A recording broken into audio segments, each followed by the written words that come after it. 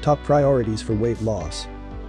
If I could put weight loss into 3 top priorities, these are most definitely the ones I would choose, not only because they work well, but I use them in my own life. You cannot mistake those life strategies learned along the way, especially from failure. Here they are, and I hope they help you too. Top 3 weight loss strategies I live by. 1. Intermittently fasting every day. I love fasting, as it not only helps with weight loss, I also put on and retain more muscle mass, and I have improved my gut health in the process. With fasting, I stress less about food, what I need to eat, and when. I'm more focused on those important aspects of life and enjoy the moment. I used to stress about nutritional timing when I prepared for physique competitions. I can see now how that was part of the reason my gut health declined so much. Whilst I appreciate the process, and it's part of the tradition, you must also face the responsibility of screwing up your health in the process. Take it from me, eating every 2-3 hours is not necessary. Eat once or twice a day and see the difference it makes to the quality of your life, as well as the shape of your physique. 2. Eat high quality, simple foods daily, skip sugars and refined carbs as much as possible. I eat very simply, high quality foods daily. That means protein-rich seafood and sometimes chicken. I like to bake my food or use my air fryer.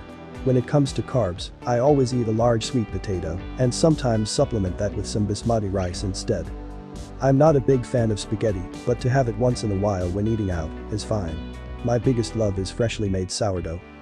This is hard for me to resist, so I don't. Sourdough isn't bad for you, but not every single day. You just have to use your own common sense and know when to stop. I like to have treats sometimes, as I enjoy them more. My best kind of food ratio is this: 90% of the time I eat the most nutrient-rich food, and the other 10% is for indulgence, without guilt. And, once that sweet treat is over, it's done. I don't reach for it until the next week. Some people need a couple of squares of chocolate per day, and that's fine. I am not keen on this, but it really isn't a big deal. Having a chocolate bar per day will not serve you. 3. Weight train with multi-joint movements and walk as much as possible. For exercise, it pains me that the gyms are still closed. But, when they do eventually reopen, I'll be going back to focusing on my multi-joint exercises every single week and building the weight I lift on those. What do I mean by this? I squat, bench press, lunge, deadlift and do tricep dips as well as chin-ups. I aim to use the most muscles possible when I'm in the gym in order to make the best possible muscular gains and reshape my body. Although exercise doesn't have a huge effect on your fat loss, when it comes to weight training, it sure does help. This is because we build muscle mass, which makes us look more toned and shapely.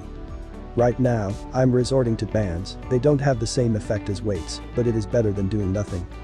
I still aim to do those multi-joint exercises and lots of chin-ups. When the gyms open up again, don't shy away from those tough exercises. Aim to master them as much as possible and watch your body transform in strength and endurance. Don't forget that it will give you a great confidence boost too. I hope these top 3 strategies get you moving in the right direction. If you found the information useful or have any questions, I invite you to comment.